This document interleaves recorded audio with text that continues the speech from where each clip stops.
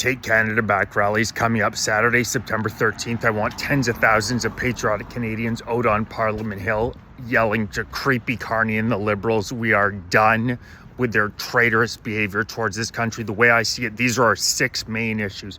First and foremost is immigration. This goes without saying. 8 million people into this country in the past decade is unsustainable. It's insane. Whether you're looking at our economic numbers, GDP per capita has fallen 6 months in a row, 22% youth unemployment rate among males, 7.1% unemployment rate leading the G7 in Canada. Canadians have been double-crossed by this government. This government does not look out for the best interests of Canadians, and that's largely due to the so-called immigration mobility program, which sees 1.9 million immigrants in this country don't even need to fill out an LMIA. An employer does not even have to justify why they can't hire a Canadian over an immigrant. So 0 IMPs for the foreseeable future, as well as 0 temporary foreign worker permits. This program, again, is abused like crazy. I feel bad a lot of immigrants get taken advantage of through this program, posting $36 jobs that are actually $16 jobs. The TFW contributes massively to the 22% unemployment rate among young men, which portends absolute disaster for this country. First and foremost, we need to shut these 2 programs down and massively reduce immigration. Carney's targets are ridiculous. 1.5 million people in the country between temporary and permanent residents. That number needs to be reduced massively. Maybe a couple 100,000 high-skilled workers. Outside of that, we cannot sustain these current rates. Our number one issue is immigration needs to be curtailed unbelievably in this country. Second issue, policing. We are seeing violent crime rates skyrocket in Canada. Whether we're talking about violent crime rates being up 50% in the past decade, crimes against women being up 80%, petty crime being up over 100%. Again and again and again, a rash of home invasions in the Toronto area this past week. A disgusting story of a man out on bail essaying 2 underage children within the course of a couple of years after he got out on bail after 12 months. Crime after crime after crime. The statistics back it up. Violent crime is out of control in Canada. We need a total revision of our bail policy. Criminals get out much too easily in this country, and also the tone it sets is terrible. It's so obvious when you read throughout history. If criminals are scared they're going to get locked up, the likelihood of them committing crimes goes down substantially. It's an incredibly small percentage of the population, about 1% of the criminals who commit about 80-90% of the crimes. These people need to be locked up and not let out for an extremely long time. There's a very small percentage of the people that are committing all the crimes, and they commit them again and again and again. Our broken bail policies in Canada continue to see people who SA, young children, the worst of the worst among us, continually let out because of these woke ideologues who believe in putting the rights of the criminal in front of the rights of the citizen, who believe in this insane rehabilitation no matter what the situation is. We need bail reform in Canada. We need strict crimes to be punished. 3-strike laws, return of castle law. Law and order needs to return to Canada. Crime rates have been skyrocketing. I know Mark Carney and his ilk aren't hurt by this, but average middle and lower class Canadians are absolutely getting hammered. We see it on a day-to-day basis. Violence in Canada is skyrocketing. We need police reforms massively. Third issue, free speech. Bill C-63 is an attack on Canadians' free speech unlike anything we've ever seen since the founding of this country in 1867. It is disgusting. It suggests creating something called a Digital Safety Commission, which would feature 10 unelected bureaucrats, just what we need more of in Canada, more goddamn unelected bureaucrats, and an ombudsman who would have the ability to throw you in prison, not for anything that you've done, not for anything that you've said, but for another citizen reporting they believe you are likely to say something hateful in the future. I kid you not.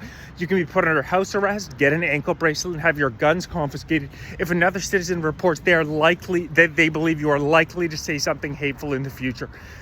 This is truly unlike any attack on free speech we have seen in the Western world. It is pre-crime. It is Orwell on steroids. Bill C-63, which is now in committee, also suggests expanding the definition of hate speech to include fomentation of so-called detestation and vilification, as well as potential lifetime imprisonment for so-called incitement to genocide. Free speech is the pillar of Western civilization, and Unsurprisingly, they attack all the pillars of Western civilization. They attack sovereignty. They attack free speech. The Liberals are going after, right after the Canadians' right to use their tongue, most important right that you have. Say no to Bill C-63. Say no to them attacking our right to voice our opinions. Canadians are a free people who are free to express themselves however they see fit, of course within extreme limits, but we need to be able to express ourselves. Number 4, stop stomping on the Charter of Rights and Freedoms. Bill C-2, which they're trying to pass as well when they get back in September 15th. Bill C-2 would allow the government to classify every Canadian with a computer as an electronic services provider. And if it is deemed in the national security interest, the government would now have the ability to access all of your digital communications through Bill C-2. If Mark Carney and those creeps in the Liberal Party deem you a large enough risk, as well as getting access, if they deem it in the national security interest, to get any access to any and all mail that you have received. So if Bill C-2 passes, stomping on the Charter of Rights and Freedoms, getting access to any of your mass communications as well, any mass communication as well as any mail that you have coming to you without any notification. This bill cannot pass. It stomps on our Charter of Rights and Freedoms worse than Justin Trudeau did during COVID, as hard as that is to believe, as well as Bill C-4, which retroactively absolves the Liberals of any wrongdoing from any of the millions of pieces of data that they have collected dating back to the year 2000. I kid you not. Bill C-4 passes, it absolves the Liberal government of any wrongdoing with our data dating back to the year 2000. Why would you have to go back and scrub 25 years worth of data collection unless some incredibly nefarious stuff had gone on? We already know through FOI requests the government never gets back to us. There's a lot of junk in there that the Liberals have done over the past quarter of a century. Say no to Bill C-2, say no to Bill C-4, say no to the Liberal government stomping all over our Charter rights and freedoms. Number 5 is housing. Housing prices in Canada have exploded ever since 2015. Both rental as well as housing prices have been a straight upward trajectory. We know immigration is the biggest variable impacting that, but also foreign ownership has a lot to do with it. We need to focus on affordable housing for Canadians. Boost up housing starts. They're saying bring 1.5 million people in the country in 2025 while only building 220,000 houses. The math isn't mathing there. We need more houses built, less immigration, just common sense.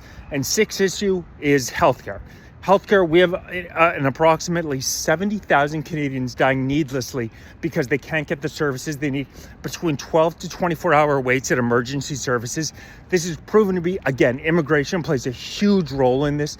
We have too many people in this country right now. The population has exploded from 32 million to 41.5 million in just over a decade, and we don't have the infrastructure to solve it. The baby boomers are getting older.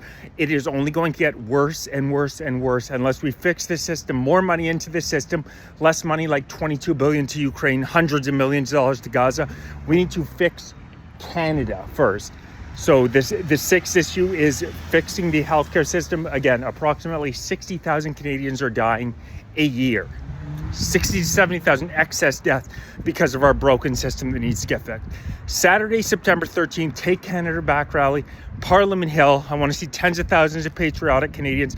Please like, share, subscribe, hit that join button, become a member if you're interested in supporting my movement, getting in on the ground up.